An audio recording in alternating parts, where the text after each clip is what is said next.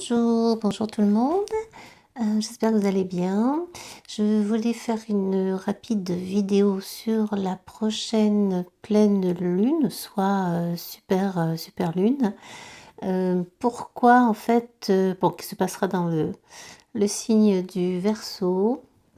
Pourquoi super lune? En fait, c'est parce que c'est la plus grosse, enfin oui, c'est la plus grosse, me semble, de l'année. Je ne veux pas dire de bêtises. En tout cas, elle fait partie des plus grosses. On l'appelle aussi super lune, plus grosse encore que celle du mois de juillet. En fait, c'est la quatrième cette année, hein, super lune.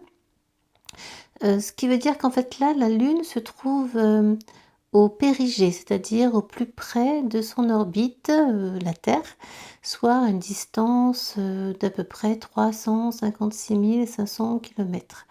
Elle est vraiment décrite comme étant 14% plus grande et 30% plus brillante. En plus, il devrait faire a priori assez beau ces prochains jours, très chaud, ça on le sait, mais encore avec un ciel dégagé normalement. Ça devrait être un beau spectacle. Donc je vous invite vraiment à regarder le ciel la veille au soir parce que le 12 août a lieu cette pleine lune à 3h35 heure de Paris, soit 2 heures plus tôt en heure GMT. Donc le 11 au soir, voilà, 22h, 23h, vous la verrez très bien et vous pourrez vous connecter à ces énergies.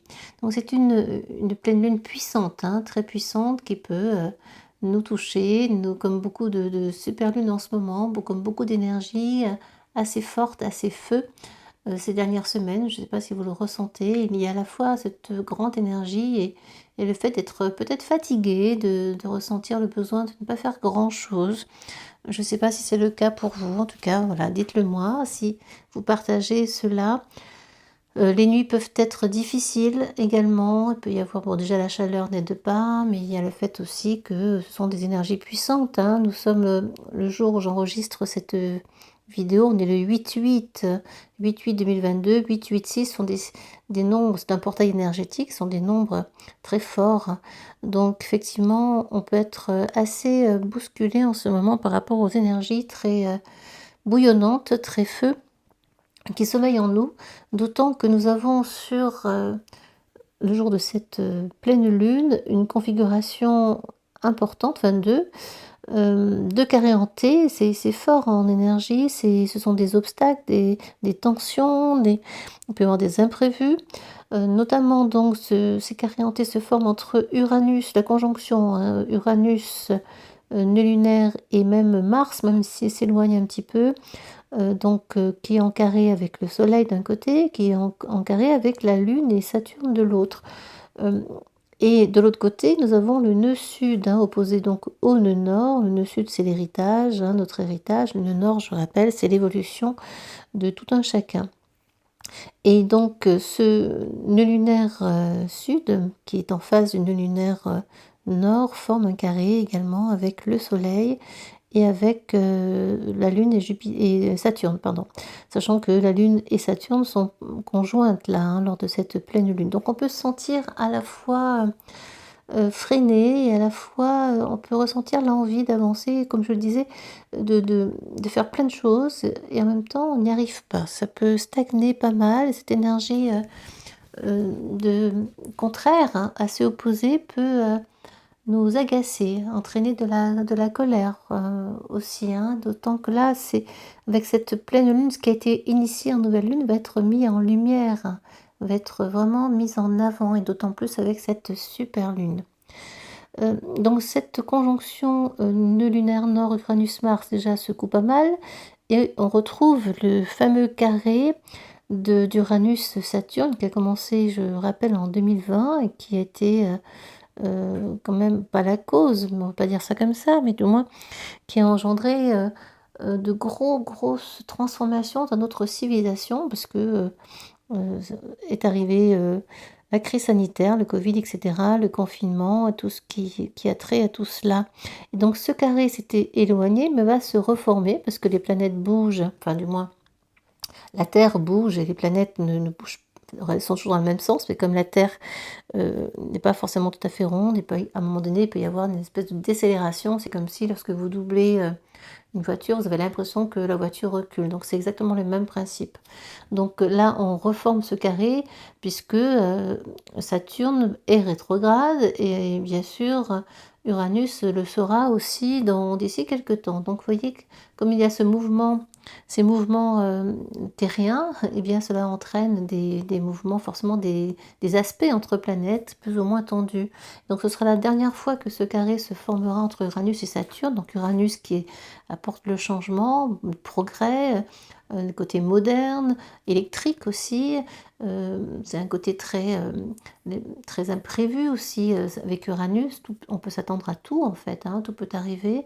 Et ce sont surtout les changements, la révolution. Et en même temps, de l'autre côté, on a Saturne qui freine tout ça, hein. Donc c'est laisser l'ancien, toujours pareil, aller vers le renouveau, mais on peut avoir du mal encore à le faire.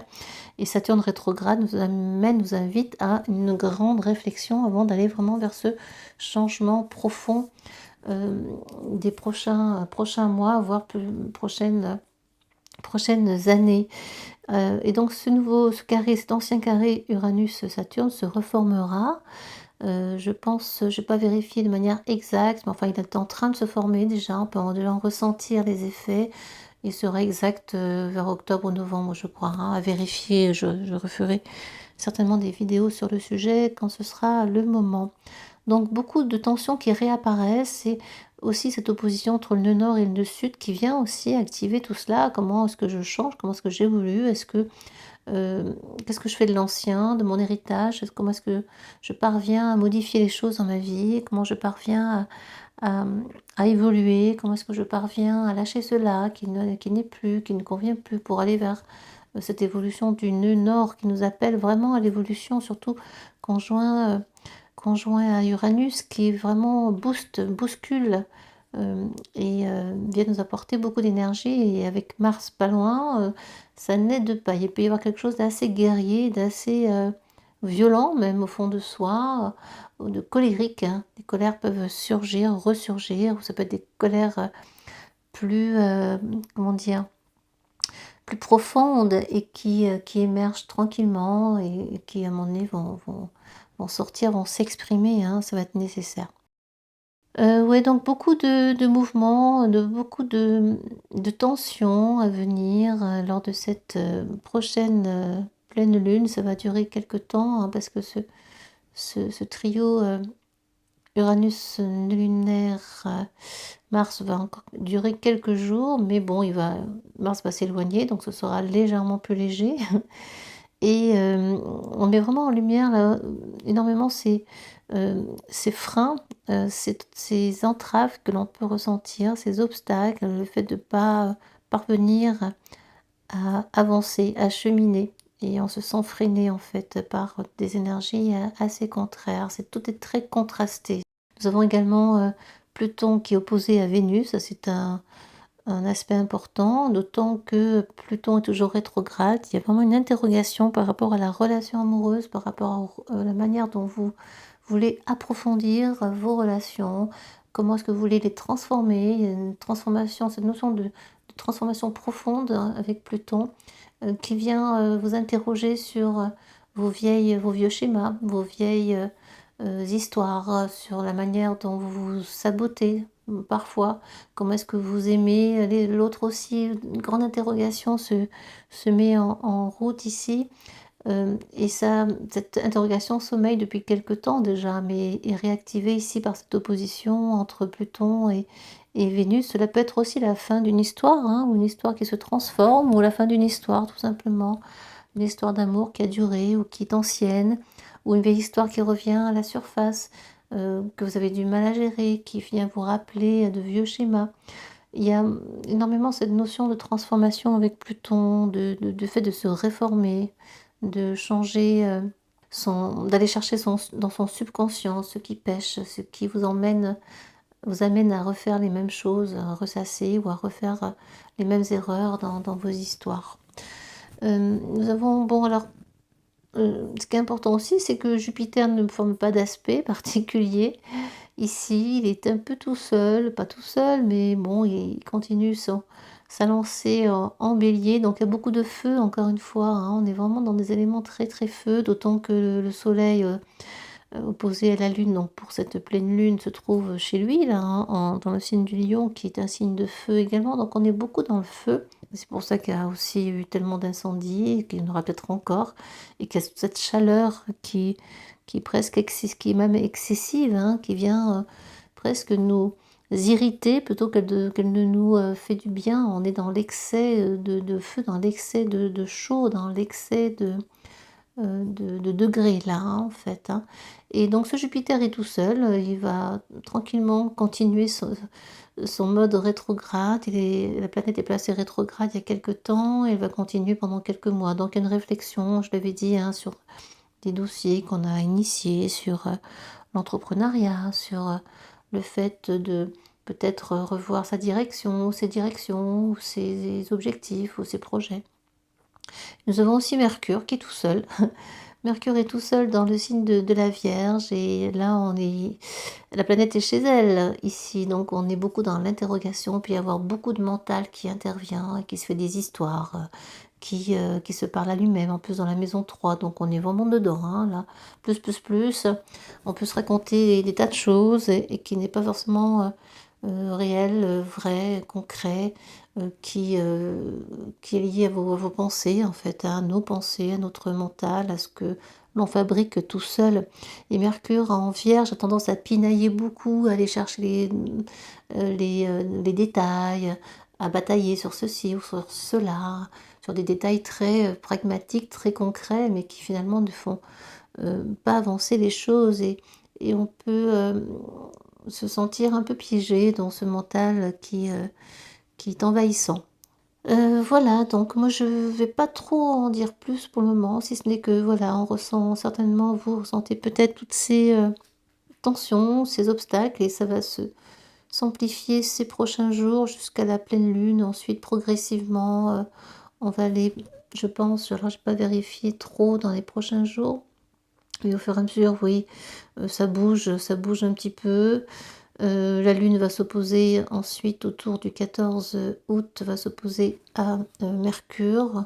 On peut voilà, dire des choses qu'on ne pensait pas, ou être un peu trop dans le détail, un peu trop dans le concret. Ça peut agacer éventuellement, ou ça peut nous perturber dans nos émotions, dans notre âme, par rapport aussi à l'autre, par rapport à la mère, à la relation qu'on entretient avec elle, à la famille. Bon voilà, je reviendrai au fur et à mesure sur les événements importants et majeurs, mais bon, il faut s'attendre pendant quelques temps à des périodes un petit peu comme ça, dans des énergies très opposées, très contradictoires. Et ça peut bouillonner, ça peut déranger, ça peut être assez déstabilisant.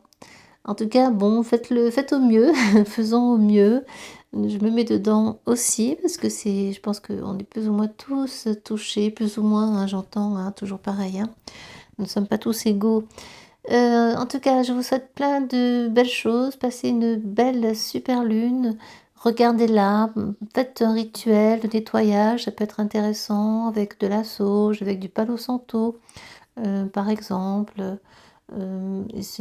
Faites en sorte de méditer, de vous poser, de vous connecter à cette énergie de super lune qui va être assez puissante, je pense, surtout autour de ce portail énergétique qui s'est ouvert le 8 jour de ma fête d'ailleurs. Je me la souhaite.